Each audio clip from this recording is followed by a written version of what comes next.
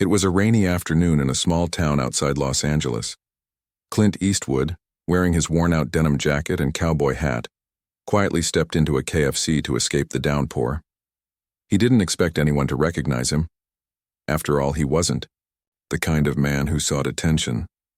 The place was almost empty, except for a young mother and her two little girls sitting at the far corner.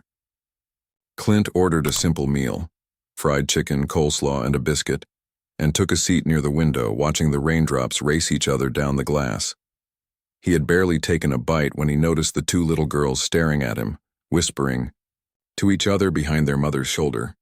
He looked up and offered a small smile, not thinking much of it.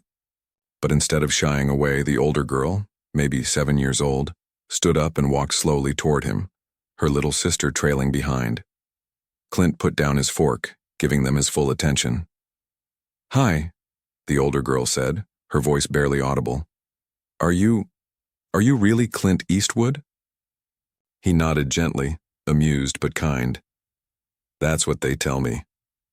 The younger one clutched her sister's hand and blurted, "My daddy says you're a hero." Clint's smile faded just a little, replaced with something softer in his eyes. He leaned forward and asked, "Why does your daddy say that?" The older girl hesitated, then whispered, "Because he said you saved people, and that you never back down." Clint paused, his eyes locked on hers. "Your daddy sounds like a smart man," he said gently. The girls giggled nervously. Then the older one said, "We wanted to say thank you for being brave." Clint was quiet for a moment, the noise of the restaurant fading behind him. Something about their words hit deep, deeper than he expected. He looked at them, not as a famous actor, but as a man who'd seen a lot and carried even more. "You girls are pretty brave yourselves," he said. "Takes courage to come say hello to a stranger." The mother, who had been watching nervously, walked over and apologized for the interruption, but Clint just smiled. "They've got good hearts," he said. "You should be proud." The mother nodded, clearly emotional. She pulled out her phone, hesitant. "Can I take a picture? For their dad?" Clint nodded again. "Of course, but what happened after the picture would change everything." As the mother snapped the picture of Clint with her daughters, something in the moment felt bigger than just a celebrity encounter. The girls beamed as Clint knelt beside them, offering a smile more genuine than any red carpet grin.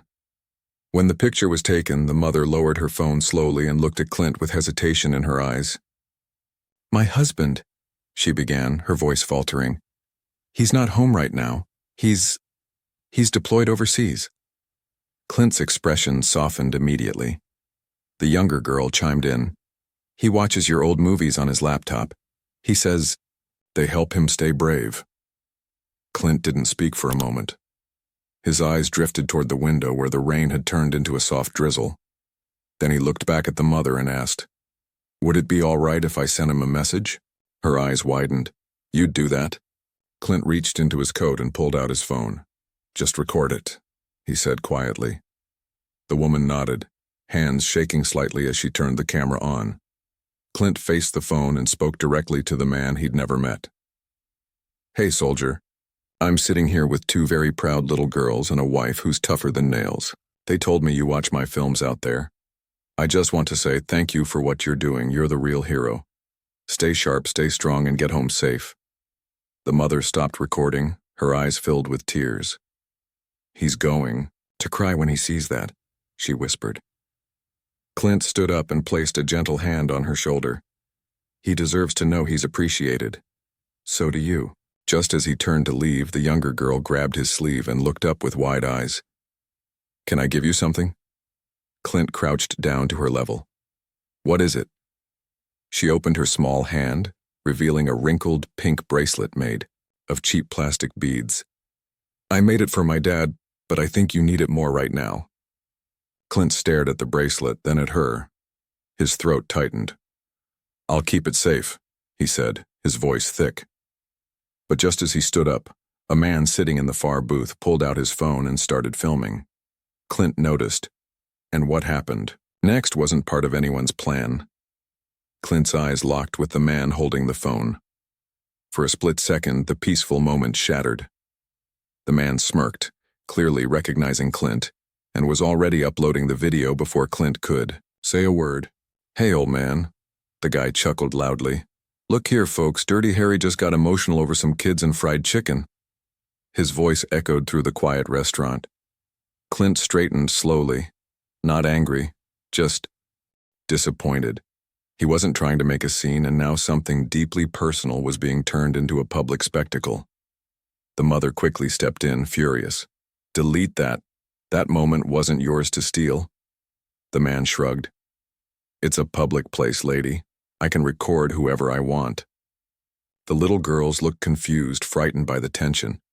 Clint raised a hand gently, calming the mother. Then he walked over to the man's table, his boots heavy against the tiled floor. The man leaned back, clearly amused. "What, you gonna threaten me, cowboy?" Clint didn't raise his voice. He didn't have to. "Let me tell you something," he said, his voice calm and low. "You saw a man with kids and a grieving mother sharing a moment, and your first instinct was to exploit it. That doesn't make you clever. That makes you hollow." The man's smile faded just a little. Clint leaned closer. "You don't know what those girls are going through. You don't know the fear that woman wakes up with every day. And if you think going viral is worth more than respect, then you've lost more than your manners. You've lost your soul." The restaurant had gone silent. The man glanced around, suddenly aware of the eyes on him. Slowly, he lowered his phone. "Fine," he muttered, deleting the clip. Clint didn't gloat. He just gave him a long, quiet look before turning back. To the girls, the younger one tugged at her sister's sleeve. "Is he okay?" she whispered. Clint knelt beside her again, his voice gentle. Sometimes people forget how to be kind, but sometimes they remember. He stood, ready to leave, but just then, the cashier came running over, breathless. "Mr. Eastwood, wait! Someone just called the store. They said they saw what happened here, and they want to talk to you. They said it's important." Clint raised an eyebrow. "Who?" The cashier looked stunned. "They said they're from the Pentagon." The cashier handed Clint the store's landline, her hand still trembling. "They said it's urgent," she whispered. Clint took the phone slowly, unsure what to expect. "This is Clint," he said into the receiver. The voice on the other end was calm but firm. "Mr. Eastwood, this is Colonel Reeves with the Department of Defense. We're calling because of a live alert that flagged your interaction at the KFC just now. Our monitoring picked up footage from a social media post that was briefly uploaded. Though deleted, it triggered our recognition system." Clint's eyes narrowed. Why would the Pentagon care about a conversation with two little girls? The colonel paused, then replied, "Because their father, Sergeant David Rains, is one of our most decorated intelligence officers currently deployed in a classified mission overseas. What you said reached the right ears fast." Clint glanced over at the girls and their mother, now watching him anxiously from the booth. "So what does that mean?" he asked. "Sir," the colonel continued, "we don't usually interfere in personal matters like this, but Sergeant Rains has been through hell. He lost 2 men last week in an ambush and hasn't spoken to his family in days. Your words may have been the only thing keeping him grounded. And there's more. We intercepted an audio transmission from his unit shortly after the video surfaced. It wasn't official, but we believe it was his voice. He said, 'Tell my girls I saw the message. Tell them I'll come home.'" Clint's throat tightened, his jaw clenched, emotions brewing behind his composed face. "Can I speak to him?" he asked. The colonel's tone shifted. "We're trying to make that happen. For now, we just need you to stay close to that family. There might be more to come." The line went dead. Clint placed the phone down gently, his hands suddenly heavy. He turned back to the family, who still had no idea what had just unfolded. He walked over slowly, kneeling again beside the girls.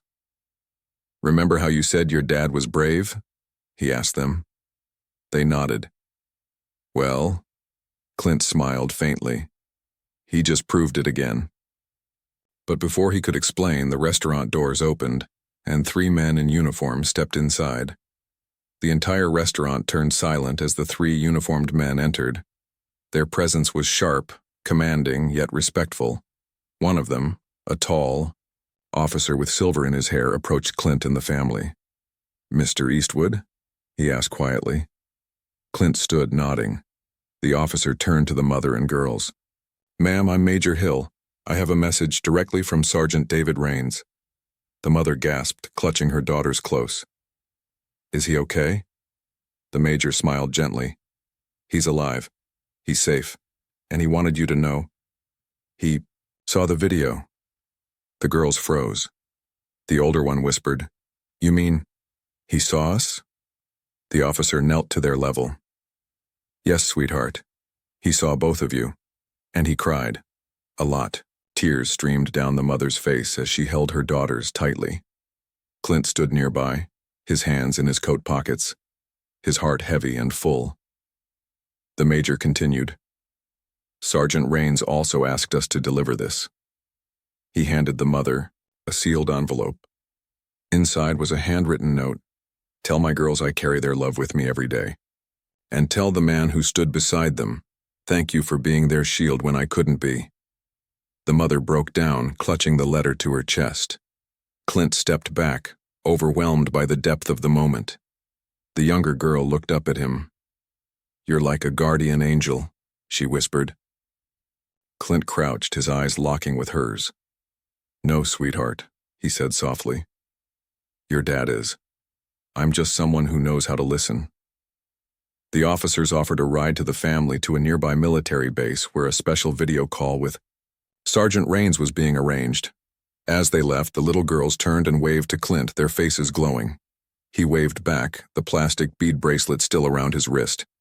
He sat back down at his booth, the rain having finally stopped. The storm outside was gone, but something bigger had just been healed inside. A quiet worker approached him. "Sir, that was the most beautiful thing I've ever seen." Clint didn't reply. He simply looked out the window and whispered, "Sometimes all it takes is listening to the right whisper." Please subscribe channel for Clint Eastwood. Respect, thanks.